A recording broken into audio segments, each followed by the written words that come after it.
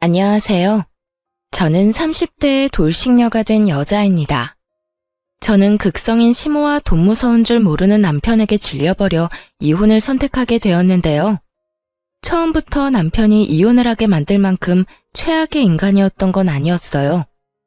저희는 결혼 생활을 할 때 각자 번 돈은 알아서 관리하고 있었는데요. 그걸 제안한 사람이 다름 아닌 남편이었어요. 결혼을 준비하기 시작할 때 남편이 제일 처음 저에게 제안한 것이 돈 문제였어요. 자기야, 우리 결혼하게 되면 돈은 어떻게 관리할 거야? 돈 관리? 글쎄, 따로 생각해 본 적이 없는데. 왜? 따로 생각해 둔 게 있는 거야? 내 생각엔 돈 관리는 따로 했으면 좋겠어. 주변에 결혼한 친구들 보니까 양가 부모님들 챙기는 것 때문에 많이들 싸우더라고. 그게 다 돈 관리를 같이 해서 일어난 문제잖아. 하긴 내 주변에도 그런 것 때문에 많이들 싸우더라. 누구 집에 뭘 더 얼마만큼 해줬다면서 섭섭하다고 싸우더라고. 맞아. 그러니까 우린 애초에 그럴 필요 없이 돈 관리 따로 하면서 각자 집은 알아서 챙기자. 생활비는 한 통장에 모아서 같이 쓰고 적금 같은 것도 같이 들긴 하는데 나머지 돈은 알아서 관리했으면 해. 어때? 난 괜찮아. 그렇게 하자. 사실 처음엔 좀 치사하다는 생각이 들기도 했어요. 아무래도 남편의 연봉이 저보다 더 높은데 돈을 따로 쓰자고 하니 치사하다는 생각이 약간 들기도 하더라고요. 하지만 남편의 말처럼 우리 부모 챙기는데 다른 사람 눈치 보지 않아도 된다는 점에선 꽤 괜찮은 제안인 것 같아 군말 없이 받아들이기로 한 것이었죠. 그렇게 결혼을 하고 난 후 저는 회사를 계속 다니게 되었고 남편은 재택근무 중이었는데 살림은 각자 상황에 따라 할 수 있는 것을 나눠서 하고 있었어요. 상황에 따라 남편이 시간이 돼 식사를 차리면 제가 뒷정리와 설거지를, 남편이 빨래를 하면 제가 건조를 하고 나머지 정리를 하는 식으로 말이에요. 그런 생활이 저희에겐 꽤 합리적이라 생각했는데 시모에겐 그렇지 않은 모양이었어요.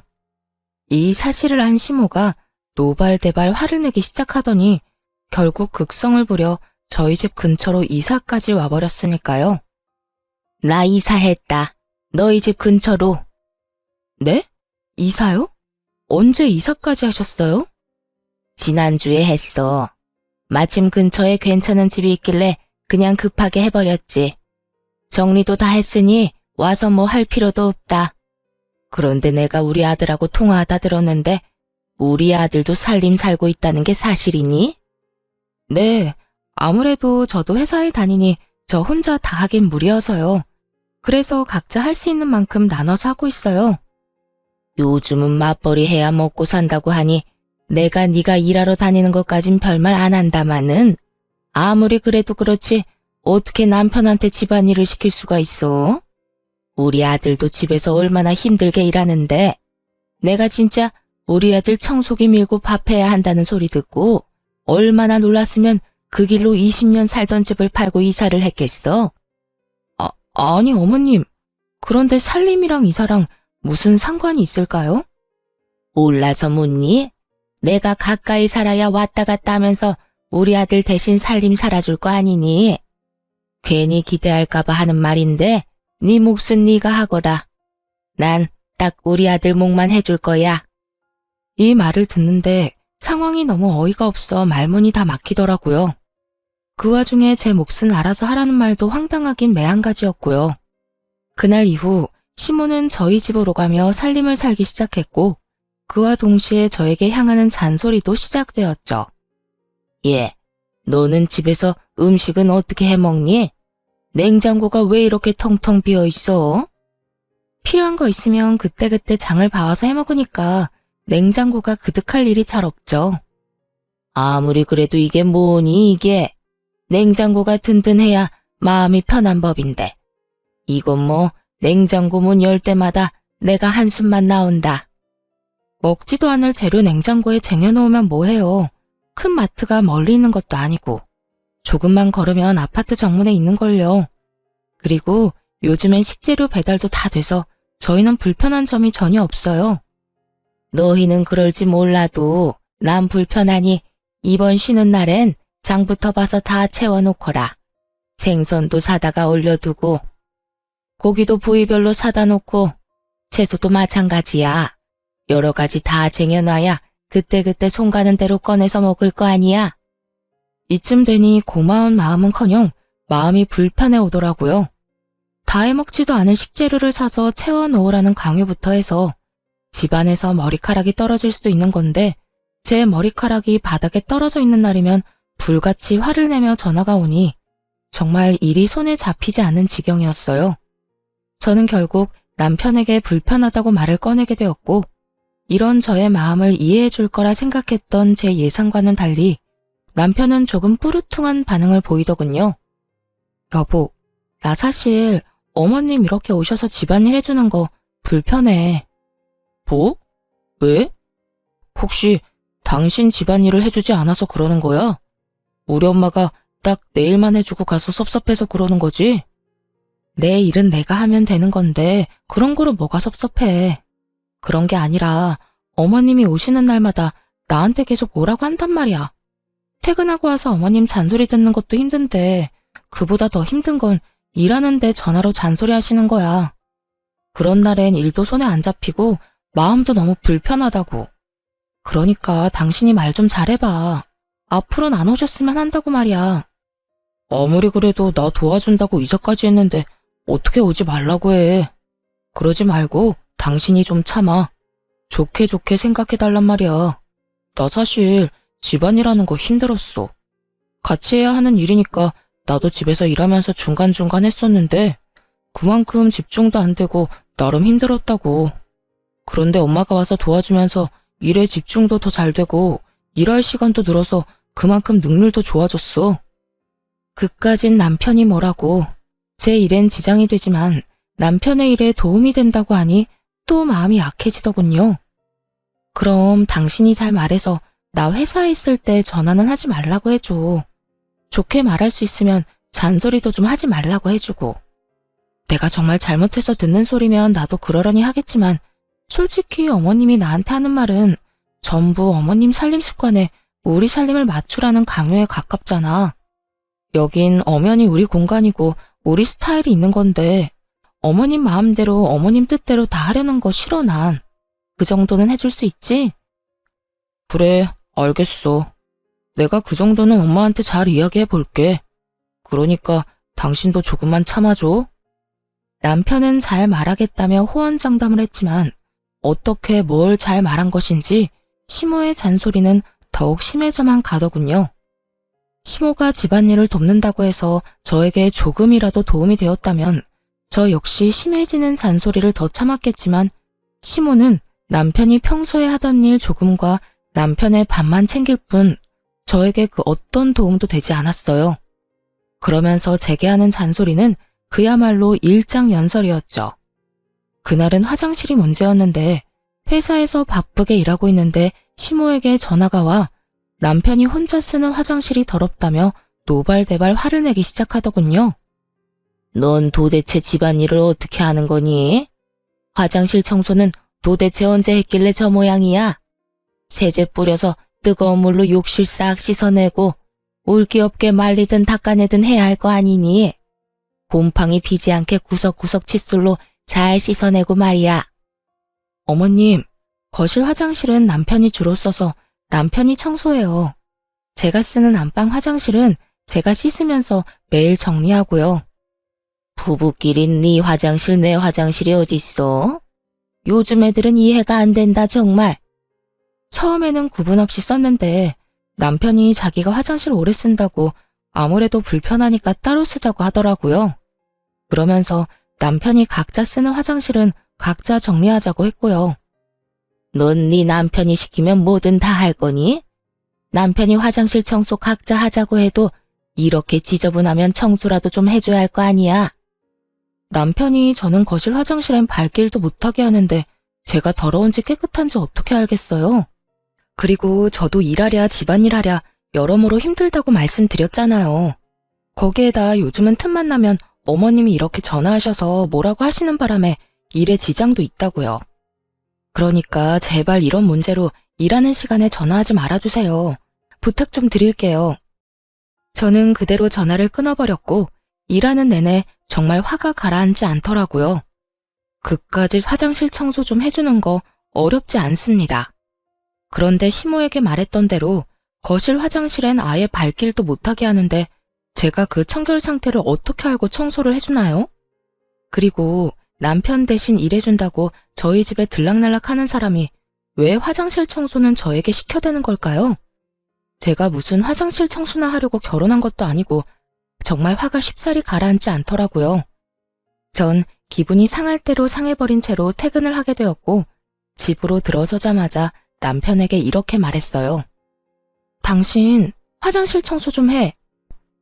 화장실? 웬 화장실? 지금 바빠서 그러는데 바쁜 것만 끝내놓고 할게. 그래놓고 또 잊을 거잖아. 그러지 말고 지금 해. 아, 진짜 오늘따라 왜 이래? 각자 화장실 청소는 각자 알아서 하기로 했잖아. 그랬지. 그랬는데 어머님이 나한테 오늘 또 전화 왔더라. 당신 화장실이 그렇게나 더러운데 왜 청소 안 해주냐고. 그러니까 당장 청소부터 해. 그리고 내가 다시 한번 말하는데 어머님한테 다신 나 회사에 있을 때 그런 전화 하지 말라고 해줘. 나도 낮에 말했는데 아무래도 내 말을 들으실 것 같지가 않아서 말이야. 남편은 저와 눈도 마주치지 않고 알겠다고 하며 화장실로 가버리더군요. 그런 남편의 모습에서 기분이 나빠졌음을 눈치채지 못한 건 아니었지만 그러거나 말거나 달래주고 싶은 마음도 들지 않더라고요. 제가 조금이라도 잘못했다고 생각되었다면 어떻게 해서든 마음을 풀어주려고 노력했겠지만 그날의 전 잘못한 것이 단 한 가지도 없었으니까요. 그렇게 알게 모르게 작은 신경전이 오가는 사이 어버이날이 다가왔어요. 저희 부모님은 가진 것에 비해 검소한 편이셨는데 집안엔 가전, 가구들이 대부분 짧게는 10년, 길게는 20년씩은 좋게 넘은 것들이었어요. 아무래도 그런 부분들이 신경이 쓰였던 전 쓰지 않고 따로 모아두었던 상여금으로 친정에서 가장 오래된 에어컨을 바꿔주기로 마음먹었고 에어컨을 휴대전화로 고르던 중 그 모습을 남편이 보게 되었어요. 에어컨? 갑자기 에어컨은 왜? 아니, 곧 어버이날이잖아. 친정의 에어컨 작년부터 시원치 않았는데 이 김에 바꿔줄까 해서. 그럼 우리 집은? 우리 집은 뭐 해줄 건데? 황당하더라고요. 애초에 돈 관리를 따로 하며 각자 집은 알아서 챙기자고 한 사람이 누군데 저런 질문을 하니까요. 남편은 친정에 용돈 한 번을 준 적이 없었고 오로지 시댁에만 생활비를 제외한 모든 돈을 쓰고 있다는 사실을 뻔히 알고 있어 그 황당함은 더욱 컸어요. 그것뿐만이 아니었어요. 남편이 상여금을 좀 많이 받은 일이 있었는데 그때 그 많은 상여금을 한마디 상의도 없이 시댁 휴가 비용으로 다 써버린 걸 알고 크게 한번 싸운 적도 있었죠. 그때 남편이 저에게 한 말을 아직도 기억해요. 우리 약속했잖아. 생활비만 제외하고 나머지 돈은 알아서 관리하자고. 거기에 상여금도 당연히 포함된 거 아니야? 당신도 상여금 받잖아. 그 상여금을 어디에 어떻게 쓰든 난 상관 안 할 테니까 나한테 뭐라고 좀 하지 마. 다시 한번 말하는데 내 돈은 내 돈이고 당신 돈은 당신 돈이야.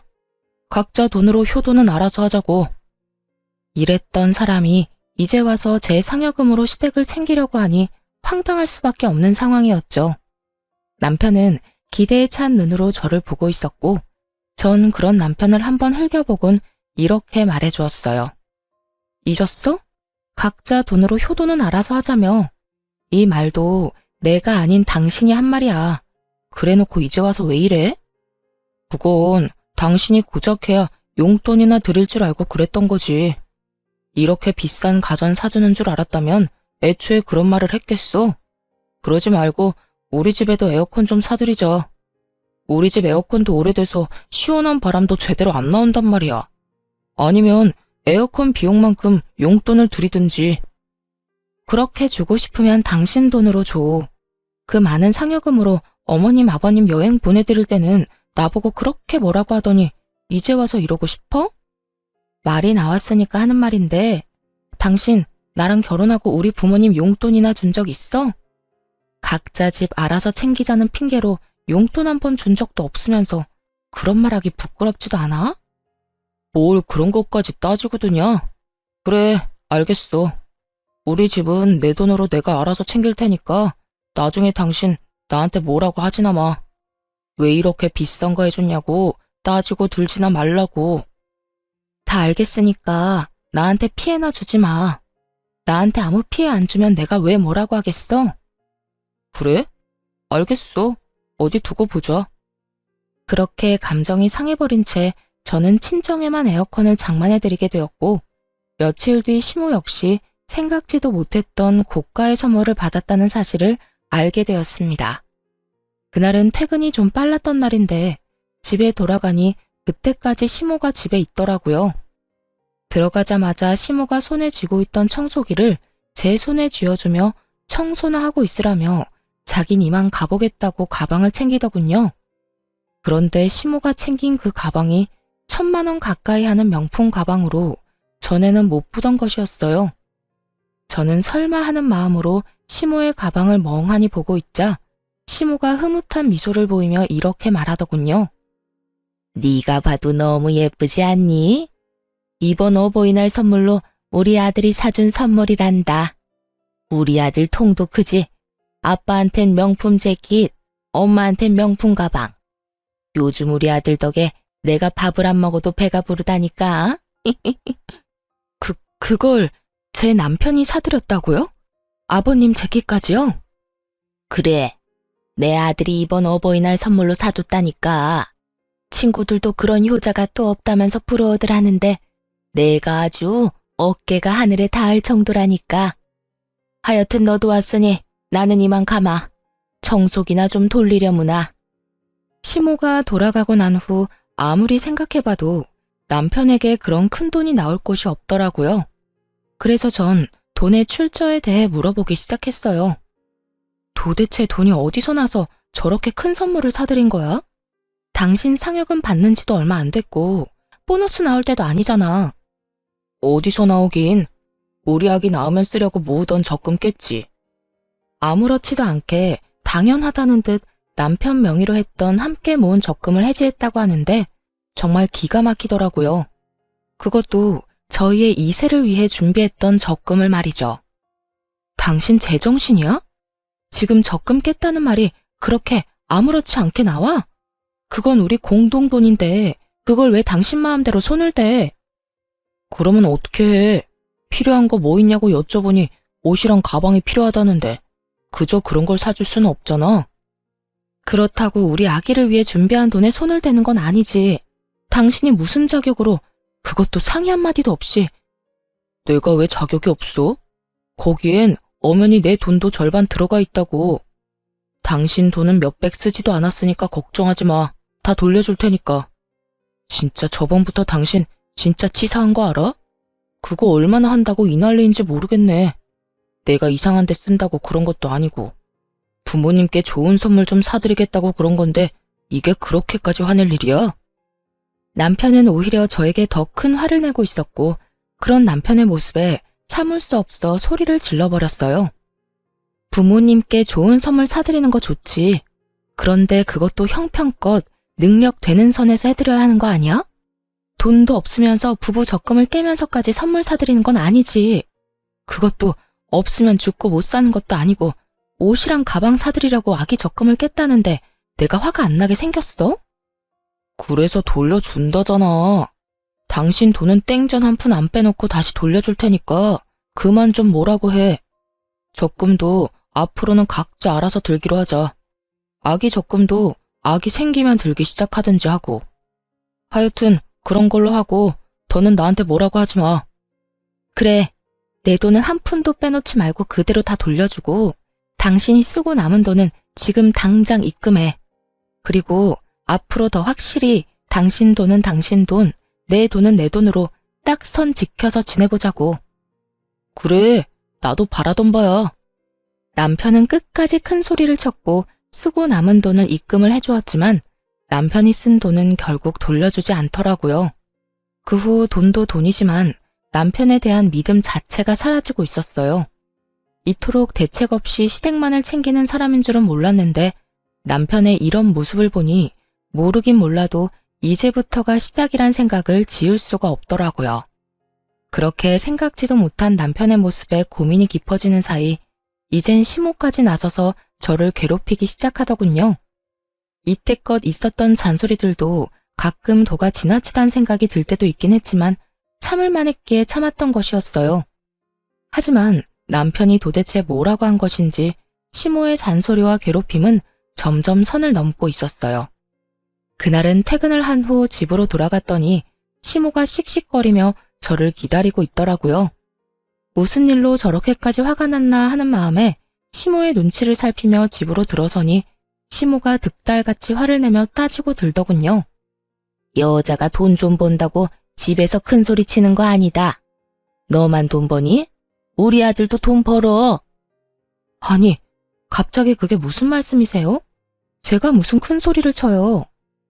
네가 큰 소리 쳤다며.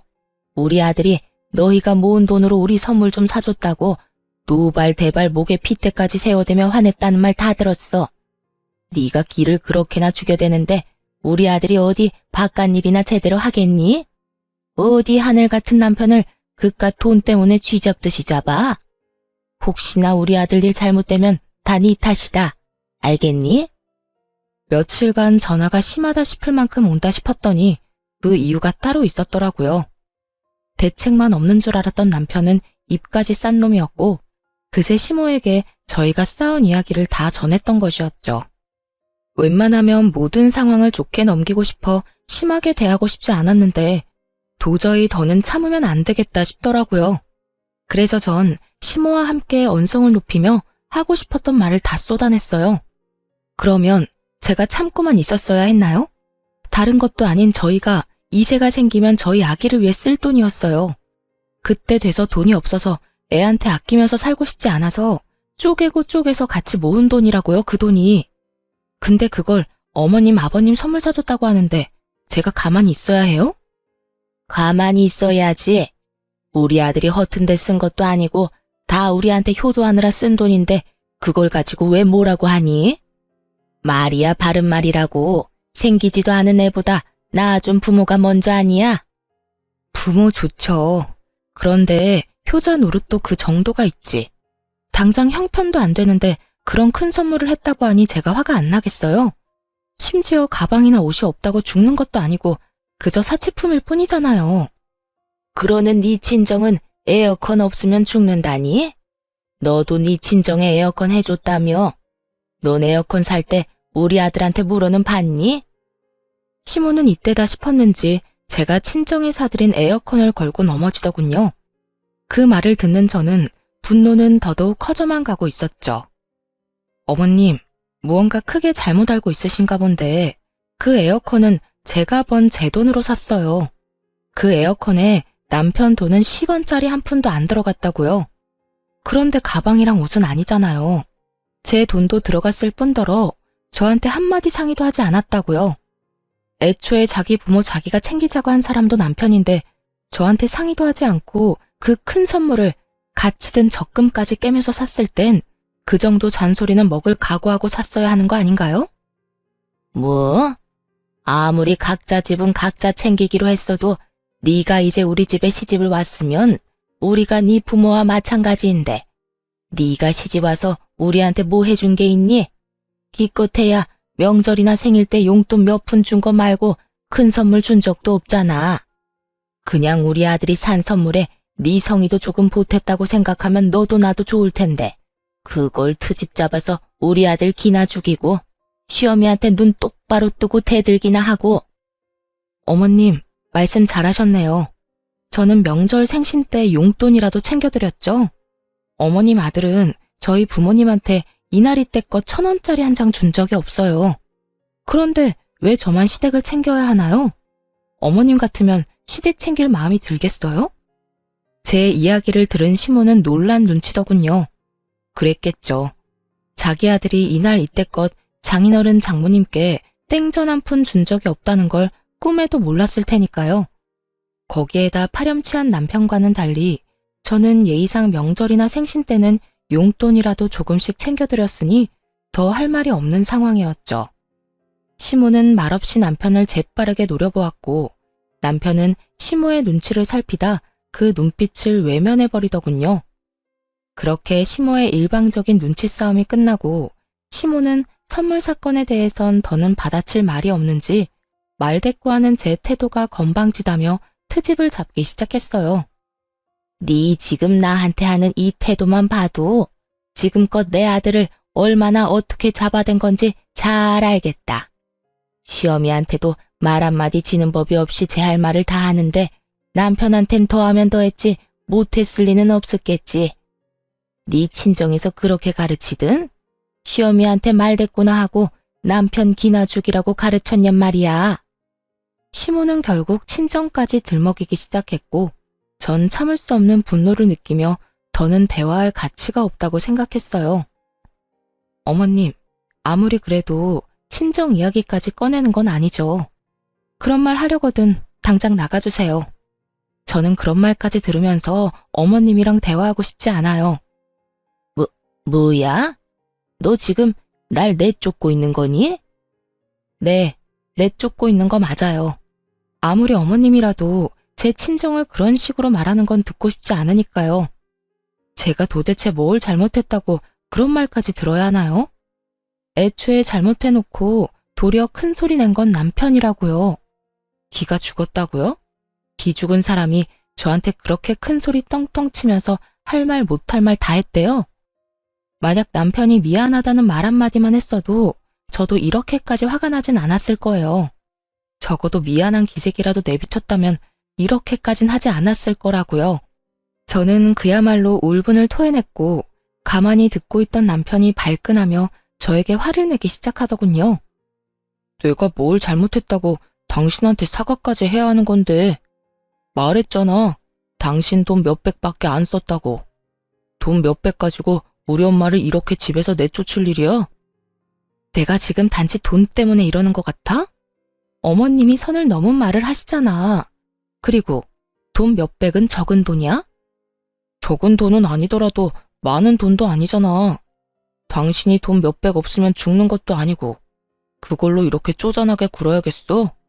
그리고 엄마가 못할 말을 한 것도 없는 것 같은데 당신이 너무 예민하게 구는 것 같다고.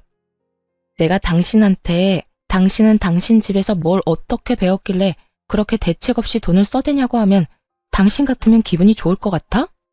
그리고 그렇게 많지도 않은 돈 몇백은 왜 이제껏 안 주는데? 그딴 말할 거면 내 돈이나 다 내놓고 말하고 어머님은 이만 좀 가주세요. 여기서 더 아들이랑 며느리 싸우게 만들고 싶지 않으면요. 저는 다시 한번 시모에게 나가라고 했고 시모 역시 더는 싸우는 꼴을 보고 싶지 않았는지 집을 나가버리더라고요. 그런 시모의 뒷모습을 보며 입만 산 남편은 저를 쏘아보며 이렇게 말하더군요. 그까짓 돈 내일 당장 돌려주면 될 거 아니야. 당신같이 독하고 냉정한 여자는 처음이다. 진짜 정 떨어진다고. 이렇게 말한 남편은 방으로 들어가 버렸고 그런 남편의 뒷모습을 보는데 이혼이 답이라는 생각이 들더군요. 이미 틀어질 대로 틀어진 사이를 되돌리기란 어려워 보였고 그랬기에 앞으로 남은 저희 결혼 생활이 고달플 것은 피할 길이 없어 보였으니까요. 무엇보다 가장 큰 이유는 남편이 기본적으로 가진 생각이 이미 글러먹었고 그걸 고치고 싶은 의지도 생각도 남아있지 않은 상태였습니다. 그렇게 이혼을 결심하며 다음 날이 되었고 출근 준비를 하고 있는데 시모가 득달같이 집으로 찾아왔더라고요. 제가 문을 열어주자마자 시모는 돈다발을 제 얼굴에 던져버리며 고함을 고래고래 질러대기 시작하더군요. 얘따, 내 아들이 썼다는 네 돈. 내가 어젯밤에 집에 가서 니년 하는 꼬락서니가 워낙 어이가 없어서 잠도 한숨 못 잤다. 이 돈이 뜬 눈으로 밤을 지새우고 뽑아온 돈이다 이 말이야. 이제 됐니? 이제 됐냐고. 이제 그 건방진 입 좀 다물게야. 제가 돈다발을 맞고도 어이가 없어 아무 말도 하지 않고 있으니 시모는 그런 제 반응이 더 화가 난다는 듯 욕설을 뱉어내기 시작하더군요. 차마 입에 담지도 못할 말을 들어야 한다는 현실도 화가 났지만 더 화가 나는 것은 남편이었어요.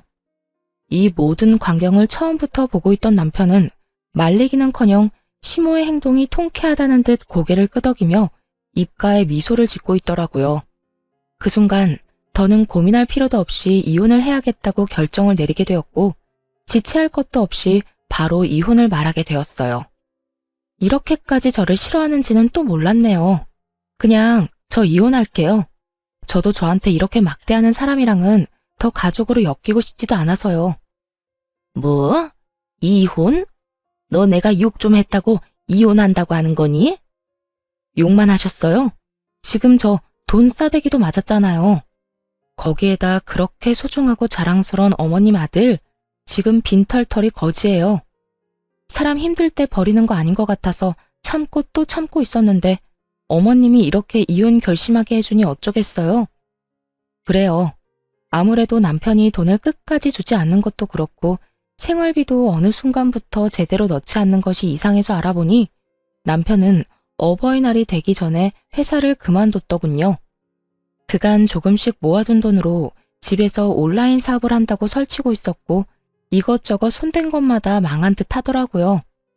거기에다 온라인을 통해 사업 노하우를 알려준다는 사기까지 당해 그나마 있던 돈까지 싹 다 날리고 빚까지 생긴 상태였죠. 그런 상황에서 시모 시부의 선물을 샀다는 것도 화가 나긴 했지만 사랑하는 남자였기에 기죽이고 싶지 않아 모른 척하며 먼저 이야기를 꺼내주길 기다렸던 것이었어요. 그런데 시모와 남편이 이렇게 합심해 제 심기를 계속해서 건드리니 더는 참을 수가 없지 않겠어요. 그제야 모든 사실을 안 시모는 이 모든 게 사실이냐며 남편에게 묻기 시작했어요. 너 이 말이 다 사실이야? 돈도 다 날리고 빚까지 있단 말이 사실이냐고? 그게 난 다 잘해보려고 그러다가 그게 생각보다 힘들더라고요. 모은 돈만 다 날리고 끝내려고 했는데 노하우를 기가 막히게 알려준다는 사람이 있어서 거기에 돈을 주다 보니까 빚까지 생겨버렸어요. 아니, 그런데 당신은 어떻게 한 거야? 왜 알면서 아무 말도 안 한 거야? 왜겠어? 당신 엄마 말처럼 기죽이기 싫어서 모른 척 해준 거지. 아, 됐어. 말해봤자 입 아프고 지금 그게 중요한 것도 아니지 않아? 내가 이혼하자는 말은 못 들었니? 우리 이혼하자고.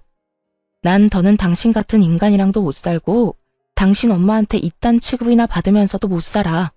그러니까 당장 이혼해. 당신 아무리 화가 났다고 해도 이혼하자는 말을 그렇게 하면 안 되지. 이혼이 장난이야? 이까짓 일로 이혼하게? 넌 지금 이게 장난으로 보여? 난 지금 그 어느 순간보다 진심이야. 이혼해, 우리.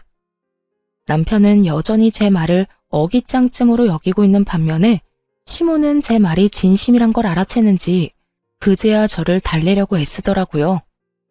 예, 이런 일로 이혼은 무슨 이혼이니? 내가 돈 던진 건 사과하마.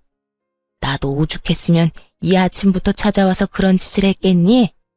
어제는 네가 나한테 너무 심하게 말대꾸를 하지 않았니? 그렇다 보니 내가 너무 흥분한 상태에서 잠도 못 자다 보니 정신이 잠시 어떻게 됐었나 보구나. 그러니 네가 넓은 마음으로 이해 좀 하려무나. 이제 와서요? 돈 던지고 화내고 욕하고 할 건 다 해놓고 이제 와서 사과요? 사과로 모든 문제가 다 해결될 것 같으면 경찰은 왜 있는 걸까요? 무심코 던진 돌에 개구리는 맞아 죽는 법이에요. 저는 이미 어머님의 말에 상처받았고 그건 그 어떤 말로도 말끔히 씻길 것 같진 않네요. 아가, 그러지 말고 이 늙은 시어미가 잠시 노망이 났었다고 생각하고 너그럽게 이해해주면 안 되겠니? 이렇듯 시모는 어떻게 해서든 저를 달래보려고 애쓰는데 남편은 그런 시모의 앞을 막아서서 저에게 득달같이 화를 내기 시작하더라고요. 아, 됐어. 엄마가 뭘 잘못했다고 그렇게까지 해?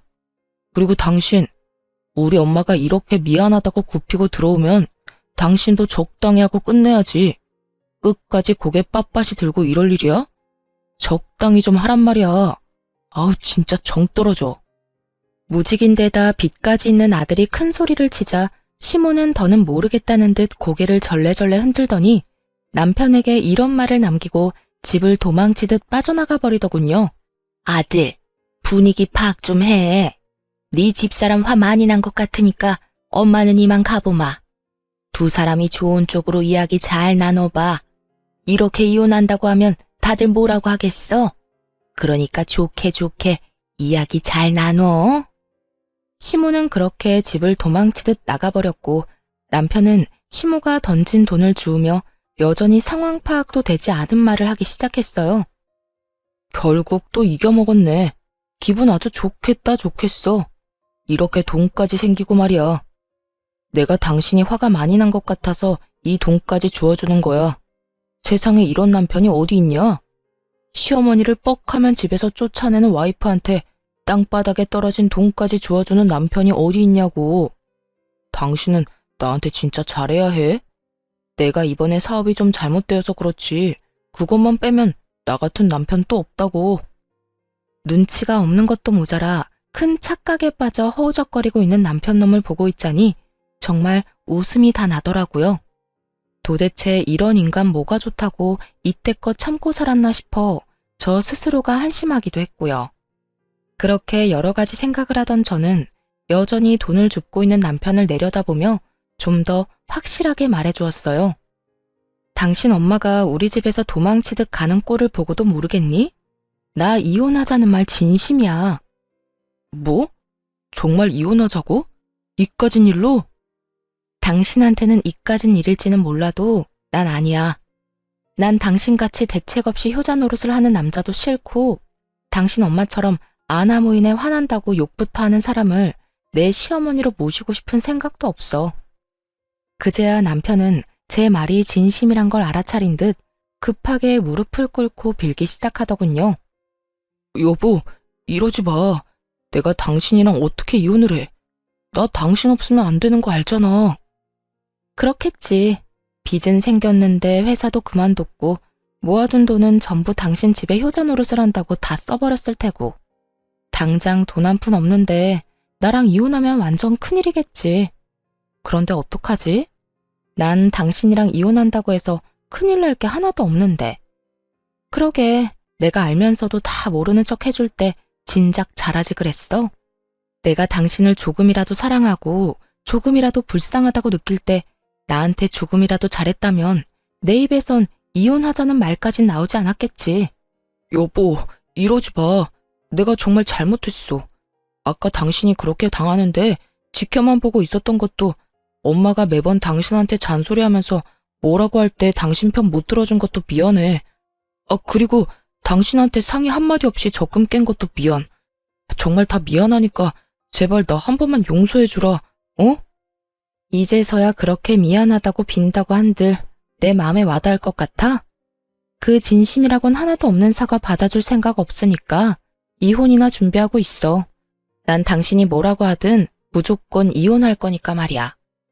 전 울고불고 하며 매달리는 남편을 뿌리치고 집을 나와버렸어요. 그 후 이혼만은 안 된다고 끝까지 우겨대는 남편 덕에 소송이 진행되었어요. 가정 파탄의 원인이 철저히 남편의 재산 빼돌림과 시모의 낭비벽으로 인해 일어났고 그걸 입증하는 증거를 전부 제출했죠. 그렇게 시모와 남편에게 위자료를 받고 이혼하게 되었습니다. 이혼하고 난 후 다신 연락을 할 일이 없을 거라 생각했는데 반년쯤 지났을 때 전 남편에게 연락이 오더라고요. 그간 연락 한 통 없었던 전 남편이었던지라 도대체 무슨 일인가 싶어 전화를 받게 되었어요. 여보세요? 무슨 일이야? 여보, 잘 지냈어? 여보는 무슨? 우리 이혼한 거 잊었어? 내 안부가 갑자기 궁금해서 전화했니? 그게 요즘 너무 힘드니까 당신 생각이 나더라. 왜? 그렇게 효자 노릇이 하고 싶어 안달이더니 막상 같이 사니까 힘든가 보네? 나 너무 힘들어. 당신도 알다시피 당신이랑 이혼하기 전에도 빚이 있었는데 당신한테 위자료 주느라 빚을 더 지게 됐거든. 하루하루 대출금은 갚아나가야 하는데 취업은 잘 안 되고 집에서 프리랜서 일해서 버는 것도 한계가 있고 그래서 엄마한테 가방 좀 팔아서 대출금도 좀 갚고 생활비도 좀 하자고 했는데 엄마가 절대 안 된다면서 난리를 부리더라. 어떻게 된 엄마가 자식이 힘들다는데 그깟 가방이 뭐라고 끌어안고 안 팔려고 하는 건지 이해가 안 돼. 심지어 그거 내 돈으로 사준 가방이잖아. 그랬구나. 당장이라도 전화를 끊어버릴까 하는 마음도 있었지만 무슨 말까지 하려나 싶어 대충 맞장구를 쳐주니 신나서 전시모 욕을 하기 시작하더군요. 오, 나 힘들어. 아니, 말이야 바른 말이라고.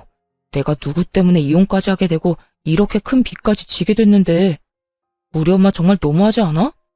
엄마뿐인 줄 알아? 아버지도 내가 그렇게 힘들다고 노래를 부르는데도 대출금 한 번을 안 갚아주시더라. 그래서 하고 싶은 말이 뭔데? 그냥 나 후회 많이 하고 있다고. 진작 당신 말 듣고 우리 집 말고 내 가정에 더 신경 쓰면서 살 걸 싶더라. 당신 말이 다 맞았어. 날 진짜로 생각해주고 내 미래에 대해서, 아니 우리 미래에 대해서 걱정해주는 사람은 당신뿐이었는데 그땐 그걸 왜 몰랐나 몰라. 있는 힘껏 불쌍한 척을 해대던 전 남편 놈은 귀엽고 우는 소리까지 내며 하소연을 하기 시작하더군요. 나 사실 당신이 너무 그리워. 요즘 잠도 제대로 못 자고 밥도 제대로 못 먹어. 그게 내가 그리워서 그렇다고? 아니, 돈은 갚아나가야 하는데 돈이 없으니까 그렇겠지. 오늘 이렇게 전화한 것도 나한테 동정심이라도 자극해보려고 그러는가 본데 꿈 깨. 난 당신한테 낭비할 동정심 같은 건 없으니까 말이야. 당신은 정말 내가 불쌍하지도 않아? 내가 이렇게까지 반성하고 있다고 하는데? 전혀 불쌍하지도 않고 당신 말이 진심으로 와닿지도 않아. 전 남편은 금방이라도 제가 전화를 끊어버릴 것만 같았는데 급하게 숨겨둔 진심을 꺼내기 시작하더군요. 듣고만 있어도 소름이 끼쳐오는 더러운 속내를 말이죠. 정말 진심이야. 내 속을 꺼내 보여주고 싶을 만큼 진심이라고. 그러니까 그렇게 부정적으로만 보지 말고 다시 한 번만 잘 봐줘. 나 정말 반성 많이 했고 이제 정말 정신 차렸어. 그래서 하는 말인데 우리 다시 잘해보면 안 될까? 나 당신이 조금만 도와주면 빚도 금방 갚을 수 있고 그렇게만 되면 나 다시 일어나는 건 시간 문제야. 당신도 잘 알다시피 내가 회사 다닐 땐 당신보다 연봉도 높았잖아. 내가 재취업만 되면 이제 내 월급은 당신 다 줄게. 약속할 수 있어. 각서라도 쓰라면 쓸게. 난 네 돈 같은 거 필요도 없으니까 재취업돼서 나보다 연봉 많이 받게 되는 날이 오면 그 돈으로 네 빚이나 똑바로 갚고 살아. 신용불량자나 되지 말고. 빚 갚고 남은 돈으로 네 부모님들한테 다시 효자 노릇도 좀 하고. 여보, 그러지 말고 제발. 나 진짜 반성했다니까. 네 반성 따윈 필요 없으니까 애꿎은 사람 그만 괴롭히고 네 인생 너 혼자 잘 살아. 어디 엄한 사람 엮어서 빚을 갚는데 이용하려고 불쌍한 척이야? 한 번만 더 전화하기만 해봐. 스토커로 확 신고해버릴 거야. 그렇게 전화를 끊어버렸고 그 후론 연락이 오는 일은 없었습니다. 그렇게 있을 때 잘할 것이지 백수된 것도 참아주고 빚쟁이가 된 것도 모른 척 해준 여자를 놓친 것을 한평생 후회하며 살았으면 좋겠다 싶었네요. 저는 잘 지내고 있어요. 그런 일이 있은 지 1년이란 시간이 지났고 결혼을 하며 포기했던 해외 지사 파견 기회가 와 요즘엔 설렘 반 걱정 반으로 시간을 보내고 있어요. 새로운 곳에서 저 혼자 다시 시작해야 한다는 것이 조금 무섭긴 하지만 부모님께서 이참에 잘 됐다며 더 큰 세상에서 더 많은 것을 보고 경험한 후 다시 돌아오라고 응원해 주시더라고요. 그 응원에 힘입어 열심히 적응해 보려고요. 이참에 새로운 곳에서 새로운 출발을 해보는 것도 저에게 좋은 터닝 포인트가 되겠지 하는 생각만 하고 있는 중이랍니다. 이렇게 이혼을 해도 제 인생엔 아무런 문제 없이 더 좋은 기회들이 생겨나는데 그땐 왜 그렇게 참고 살았나 모르겠어요. 지금 생각하면 참 바보 같은 생각인데 이혼을 할 때까지만 해도 이대로 내 인생이 모두 무너져버리면 어쩌나 하는 걱정이 크더라고요. 하지만 막상 이혼을 하고 나니 이혼녀 딱지쯤이야 별거 아닌 것이었고 제 인생도 무너지지 않더군요. 물론 쉽게 내릴 결정은 절대로 아니지만 그렇다고 해서 이혼이 무서워 그 모진 냉대와 욕설 그리고 무능력하면서도 효자 노릇만 하는 남편을 참고 살 것은 아니었단 생각이 강하게 드는 요즘이네요. 저에게 있어 가장 크고도 높았던 이혼이란 산을 무사히 넘은 만큼 외국에 가서도 밥 굶지 않고 할 말은 다 하면서 잘 살아보려고요. 저 잘 해낼 수 있겠죠? 이로써 저의 사연도 끝이 났네요. 긴 이야기였는데도 불구하고 끝까지 함께 해주신 모든 분 감사합니다. 좋은 하루 되세요.